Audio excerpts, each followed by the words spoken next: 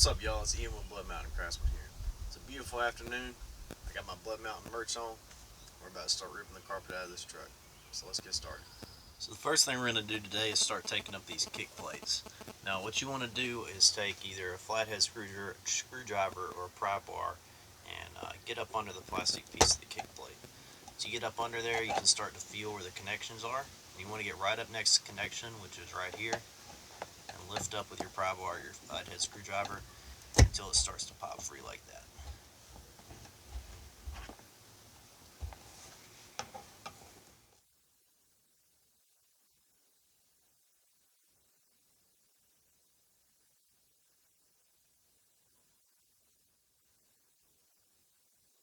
Now some of the other plastic panel pieces like this will be a little more difficult to get off, and if they are, you can kind of check and see if the carpet is really up under there very good, or if you can kind of just pull it back.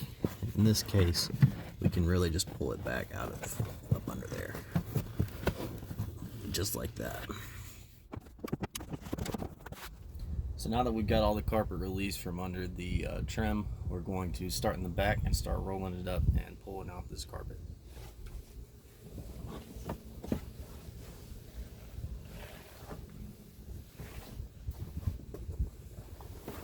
And just like that, we have the carpet out.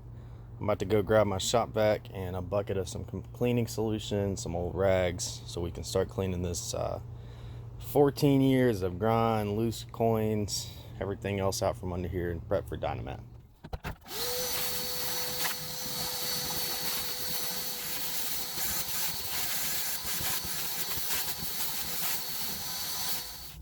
I'm going to take a spray bottle of cleaning solution and spray down all the areas, pretty much all the metal surfaces in here, and try to break down some of that built up gunk. We want to try to avoid the wires and all the electrical components as much as possible. We don't want to get any moisture near that, so let's go ahead and get started on that.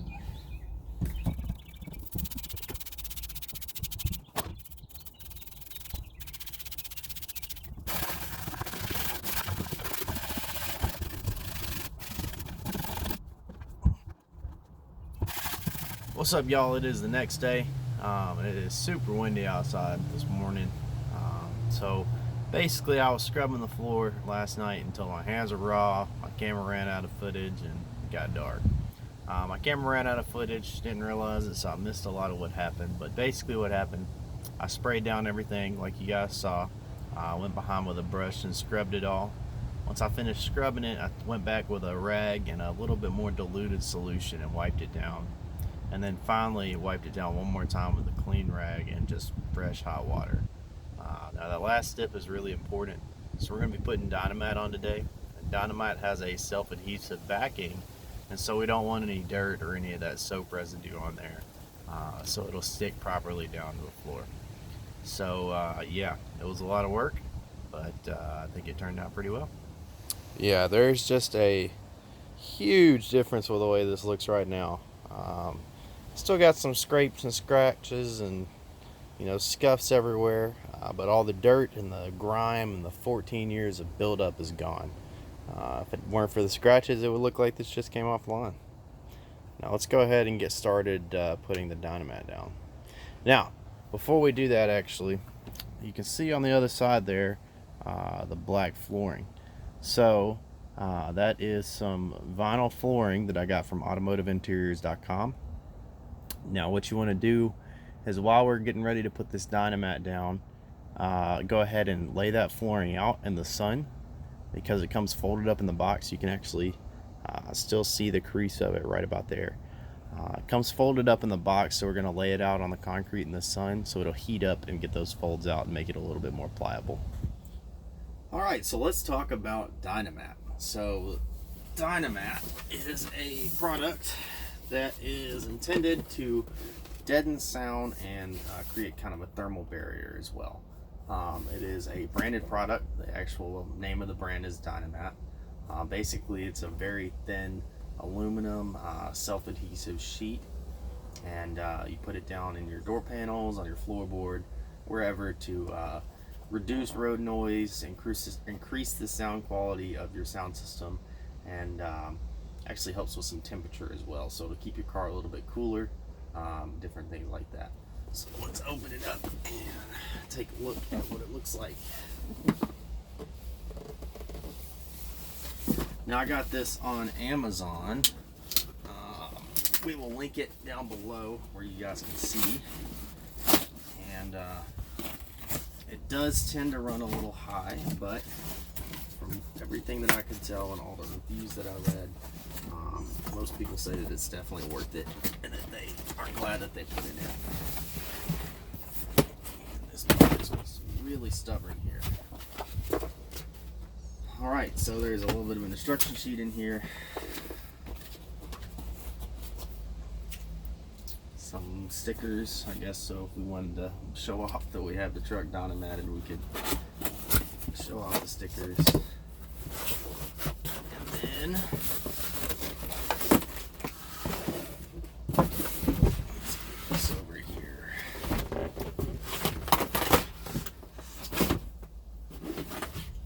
This is what Dynamat looks like. Now this is 36 square feet and it comes in sheets of 4 square feet.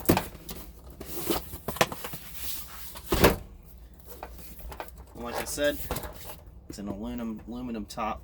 There's some kind of a silicone type rubber material up under it right there, and then it's self-adhesive as well. So when you peel this, brown back off, it'll be self-adhesive.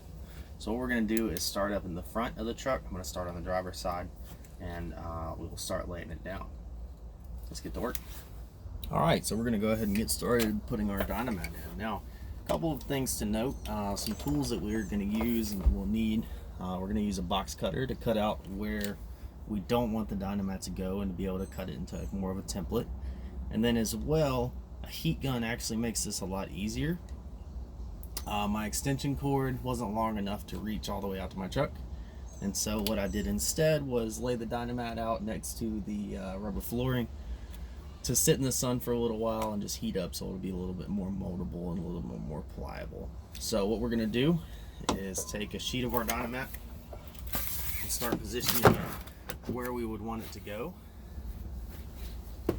And once we get it positioned there, we can kind of look and start seeing where we wanted to cut it around at. Now I'm going to cut it around my floor vents right here. And so once we get it positioned about where we want to go, I'm going to go ahead and take my box cutter and just start making some small incisions to give myself a little bit of a pattern to cut around.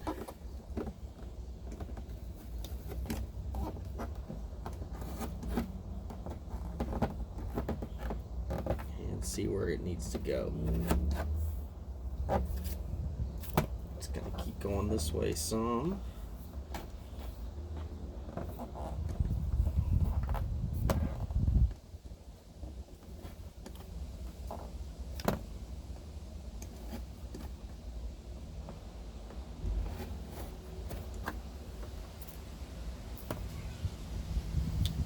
And once we get a fairly loose pattern of where we want it to go, just continue to cut it and take it out.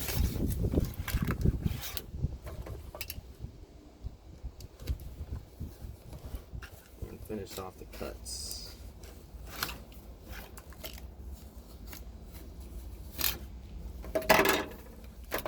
So now that we've gotten the piece taken out that we want to get taken out, we can see, and it looks like it's going to fit just about where I want it to.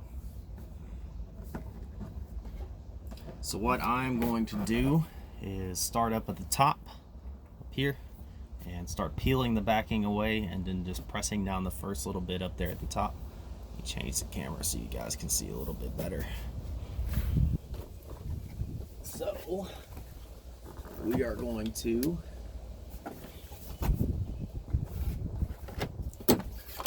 pull this piece out and peel the first couple inches off the back here.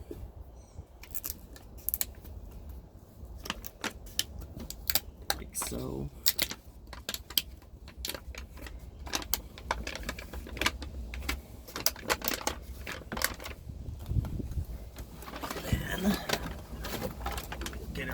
where we want it to go. Start laying it down.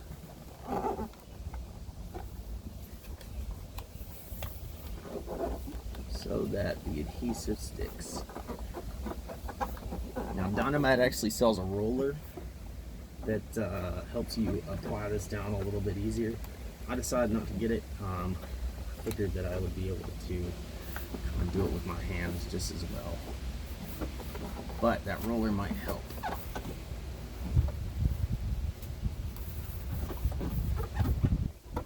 And that is down pretty good. So now we're going to lift it up and grab the brown piece from underneath this brown paper and start peeling it back just a couple inches at a time and adhesing it down, I guess, pressing it down, get the adhesive good and stuck in there.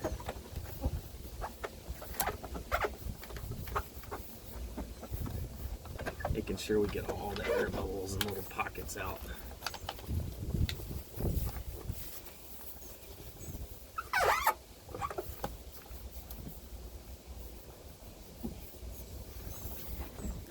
And we'll lift it up, pull back a little bit more.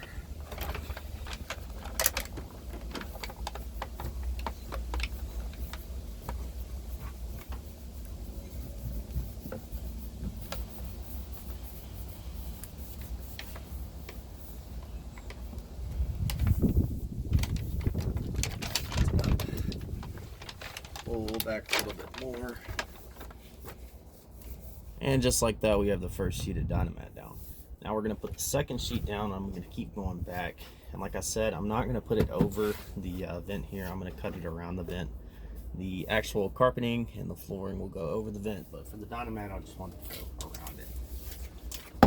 So once again, I'm going to lay it out about where I would want it to go and start to get a good picture of what cuts need to be made and where it needs to be cut at. And once I get it to that point, over just a little bit more here, I'm going to take my box cutter and start cutting around where it needs to go.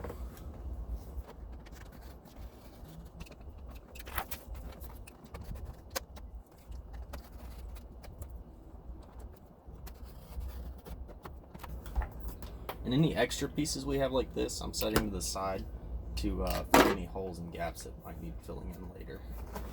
And that is going to lay down just under the vent, pretty much exactly where I want.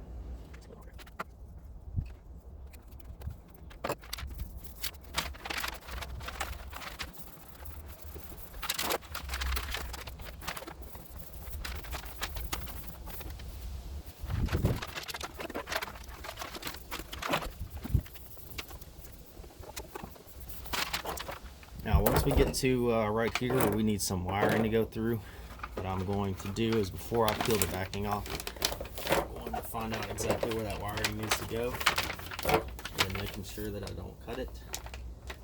I'm going to put a little hole right there just so I can see it from the back side. And we're going to put another little box out so that the wiring will feed up through there the right way.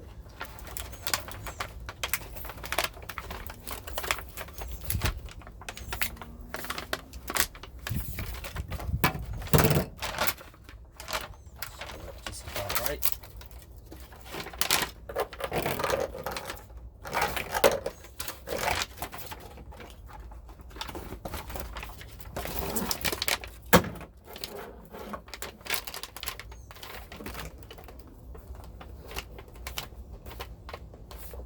Just about perfect.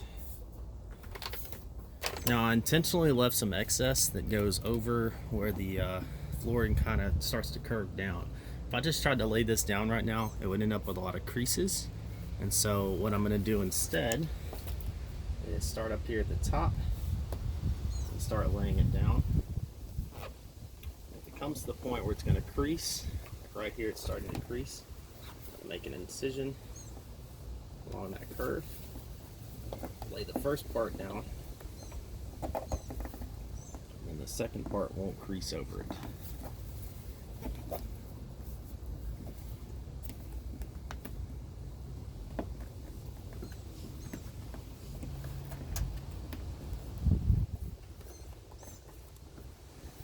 And this is really useful, especially if you're going like around curves, like right here is a really big one.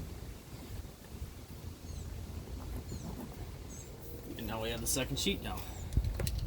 Now the rest of the process in the truck is going to be about the same. So I'm going to actually hop off of here and go ahead and get this Dynamat installed, just so it's not, 20 minutes of you guys watching me do the same thing over and over. And just like that, the truck is Dynamated in. Now I actually ended up with one extra sheet. I probably could have cut it up into small pieces to fill in all these little gaps, but I'm just going to save it for in case I decide to do the doors.